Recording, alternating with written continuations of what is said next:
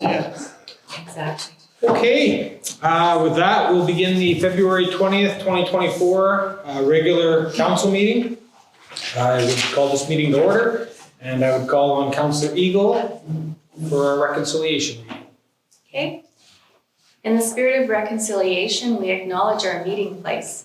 The City of Flin Flon Council Chambers is situated on the ancestral lands of the Treaty 5 territory. We would like to acknowledge that we also work in partnership with First Nations in Treaty 6 and 10 territories and the Métis Nation. Thank you. Councillor Slip, a reading and confirming of minutes. 08-01, be it resolved that the minutes of the regular meeting of council held February 6, 2024 be adopted as received. Seconder, Councillor Hanson, all in favor? Carried. We do have one item of correspondence. I'm just going to bring it up right now. It is a letter from Minister Fraser with Public Transit.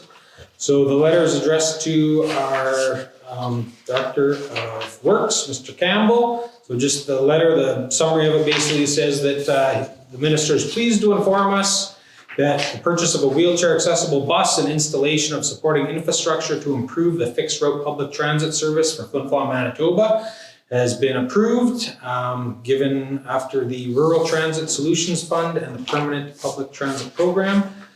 So federal funding for our program will either be up to $1,776,000 or 80% of the total eligible project costs. Per the program terms and conditions. So that's a very good news for us with public transit in the community here. Goes on to kind of outline all the steps that we'll have to do to make sure we uphold our end, but long and short of it is, as I mentioned, that we've been approved for some grant money for our public transportation. So good news. It's getting narrow right this time. So with that, we'll move into resolutions. Councillor Dallas Funk. Thanks. Check schedule 0802. Be it resolved that the accounts in the amount of $691,390,546 be approved for payment.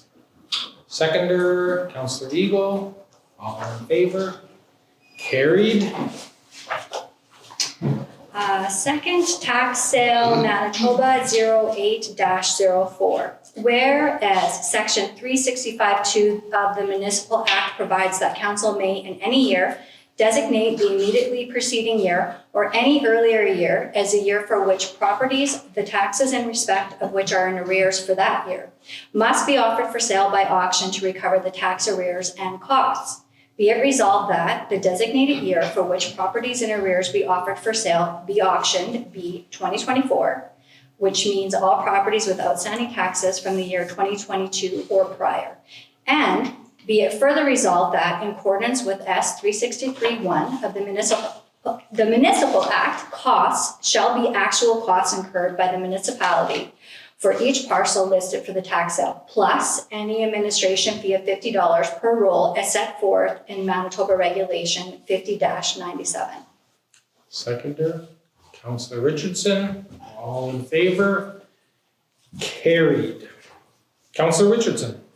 Tax sale Saskatchewan 0805. Be it resolved that the council accept the list of lands in arrears as presented and to exclude from the list of lands properties in which the amount of taxes in arrear does not exceed 1/2 of the immediately preceding year's tax levy.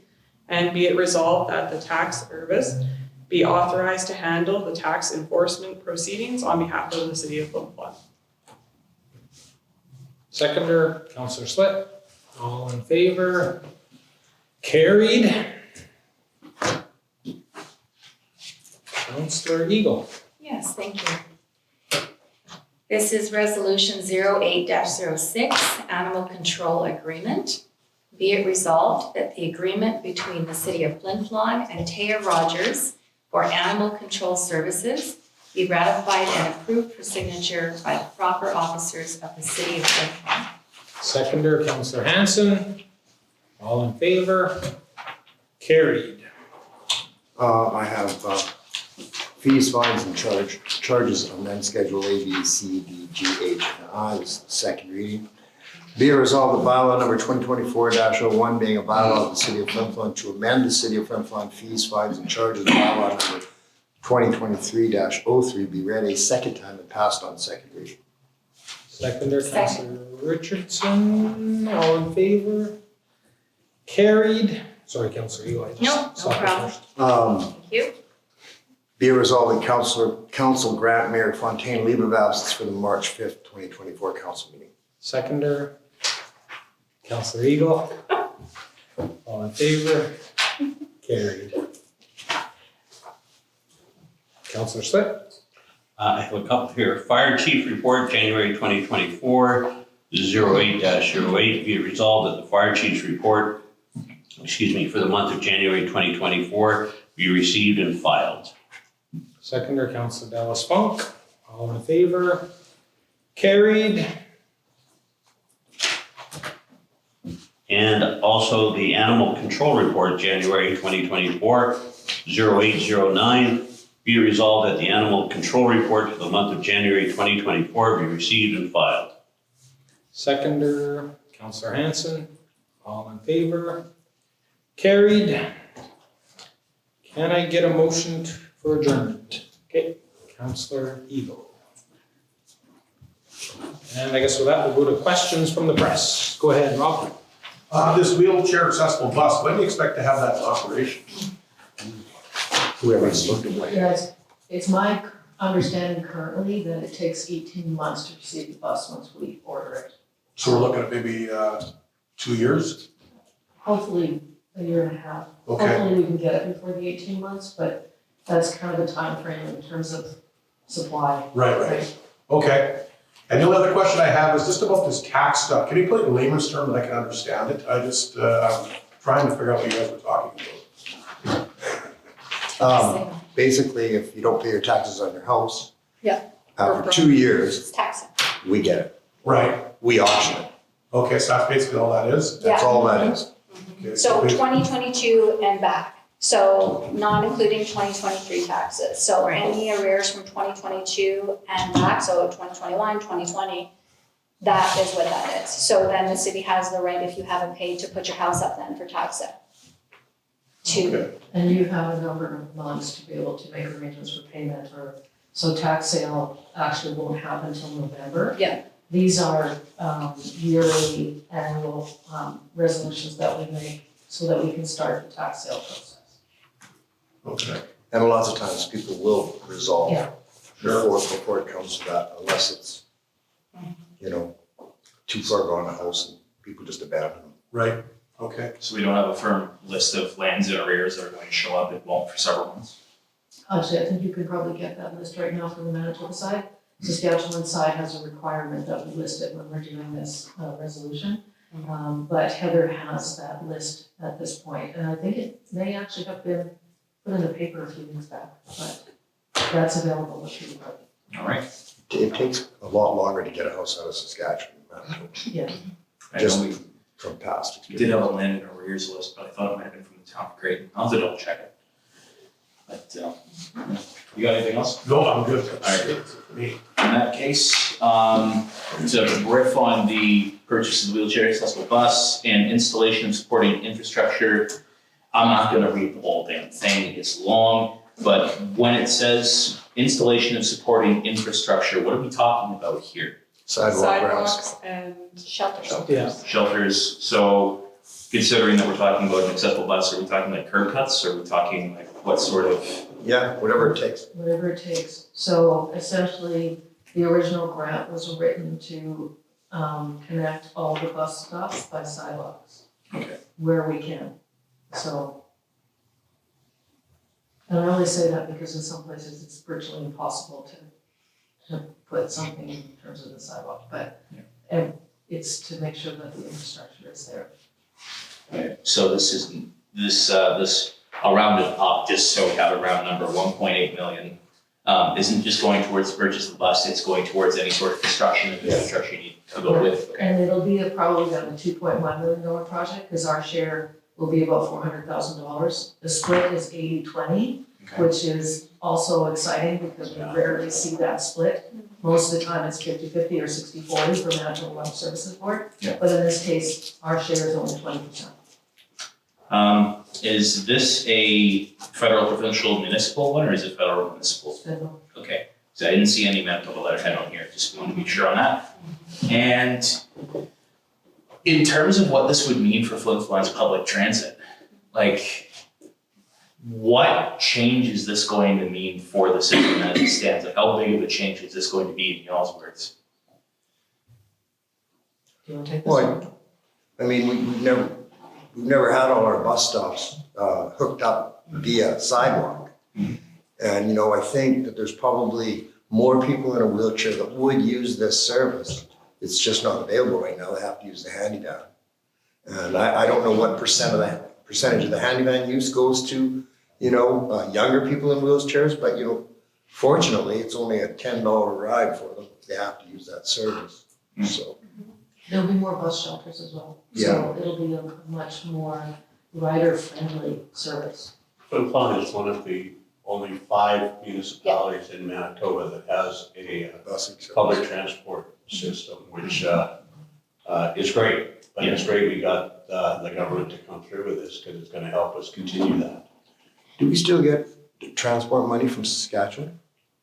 A little bit of 40 grand? gas something like that? tax. Gas Used tax? to be gas tax portion, yeah. Yeah. It's called Canada Community Building Yeah, Grant. yeah. That's the one that George, we found out about when we went to a SULA meeting. And we could have been applying for it every year and didn't know. To go off of what you're saying though about the handyvan versus people being able to access the bus runs more often than the handyvan does, because the Oh, yeah. handyvan is on volunteer base. Yeah, So the accessibility of that, and then the economical impact for somebody that might be on, like in the low socioeconomic bracket. So paying the difference between a $7 to $10 ride to a $2 Yeah. ride is huge if you have to do that daily. So I think all around adding to the service and just the availability of it financially for people. It's great for our community. And, you know, when we are working with a less budget and don't have a lot of money to put into sidewalks or the bus, this has came at a really great opportunity for us. So we're really excited about it, especially how Lynn had said the 80/20 is really fantastic too. The other places in Manitoba with the bus service, I think, is obviously Winnipeg, Brandon, Dauphin, Thompson, and Flin Flon? Or no, it's It doesn't Portage. have- I thought Yeah. Dauphin had a bus service still. Dauphin does not. No, they're. Which is shocking because It we're is, seeing the because population. they used to. Yeah, I think there it's you go. Portage. yeah. Well, And Portages, if I remember correctly, is basically just it's a shuttle from one end of the road going through to the other, basically. Yeah. So it's like up and down. It might as well be cable car at that point. But and I also know that whenever the province announces a big chunk of transport funding, it's like, oh, we're putting 50 million into it, and Flin Flon gets like $6,000 or something out of it. Yeah, Yeah. last year we got 3,000 and we were like, thanks. yeah, gee. Yeah. Yeah, Don't spend it all in one place. yeah. Is there any inkling of what sort of provincial transport funding y'all are gonna get this year? Like, is there going to be money coming in for the program from the province there, or like, what's the funding model for that? I don't think Not said that it. We haven't really heard anything about funding levels. This is fairly early in the year, so. All we've heard is that the Yeah. coffers are tight. Yeah, they have no money. Yeah, There's legacy issues. Yeah, That's gonna be the buzzword Yeah. that keeps Yeah. coming up at every That's council meeting. every council meeting, we're gonna Like slip that in clockwork. here just for you. Legacy, that's right. because we hear it every time. Yeah. Well, and you know, this accessibility is so important. It's not just the overall usage and the ridership Yeah. is going to improve, I think, but if you're someone, a young person, doesn't matter how old or how young you are, and you need to use even a walker with a Yeah. seat on it, Yeah, or you need to use a wheelchair with someone with you for just some help, this is huge. Yeah. And it is important, and though, you know, many of us don't really think of that, I think we would be thinking about that a whole lot more if we were using aids to walk or to ride or to get to places. Plus, I mean, overall, bus shelters are never a bad idea. Yeah, think about the bus shelters, That especially in the alone. wintertime. You know, so I'm just really, really pleased that accessibility is recognized to this extent by the feds, and 80/20 is excellent. To kind of jump off of that, Councillor Eagle, to ask about the city's ability right now to increase accessibility, because there are some places in Flin Flon that, I mean, I don't think there's anywhere that's completely off limits. You cannot get here under any circumstances, but there are some places that are a little hard to get into. Like if you want to go see a Bomber game, that step at the Forum is a little bit hard to navigate if you've got 2 feet and 2 legs that work, much less if you're in a walker or a wheelchair. Like, what other sorts of accessibility projects is the city looking at or looking at getting funding for? I would just toss it to Lynn after I say that the engineering studies that have been done so far have included parts of accessibility and accessibility issues. Lynn, am I off base there? Please correct if No, I am. that's right. And I think the Whitney Forum was part of that study, no? It was- Yes. Yes, and actually, even. All city buildings. The libraries. Library, Yeah, yeah. too. But even beyond Probably the engineering part studies of that we had 2 years ago, we actually had specific focus on only accessibility. And so we have those reports as well for the same places, Whitney Forum, Library, Yeah. Community Hall, City Hall. Even the Rotary Wheel, I think, was taking a look at. So we do have a pretty comprehensive list of what we need to do for various facilities. And so we always look at accessibility, and sometimes it depends on where we can find funding. And so we'll be granting for some, that'll probably be priority, and Community Hall has a couple of priorities as well. Yeah. Because they're public facilities that are used a lot. So it's on the Our new radar pool will be and accessible. specifically on the Yeah. radar in these studies. Yeah. Yeah. Good news though, our We new even pool is fully accessible, even to get into the pool with the zero entry, so we're really excited about that. As per the renderings, if I remember. That's right. There's the ramp off to the side. Yeah, I just had to put a plug in there for the pool. I knew it was coming. Again, set your clock to it. Also, speaking on accessibility, I know that a lot of the places that may have accessibility issues, they're not city facilities. They're private businesses or organizations or something like that that have a storefront that you can like barely get into or something like that. They're like 2 steps up from Main Street or Green or wherever. Is there anything the city can do to like incentivize businesses to perhaps try to solve some accessibility issues on their own? There has been many, many programs that private businesses can access to make their buildings more accessible.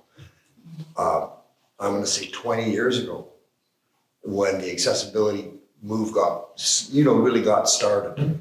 And I know at that time there was money. I don't know if there is today. I would imagine there, Accessibility Canada or whatever they are called, I don't know if there is or not, to tell you the truth, but there used to be.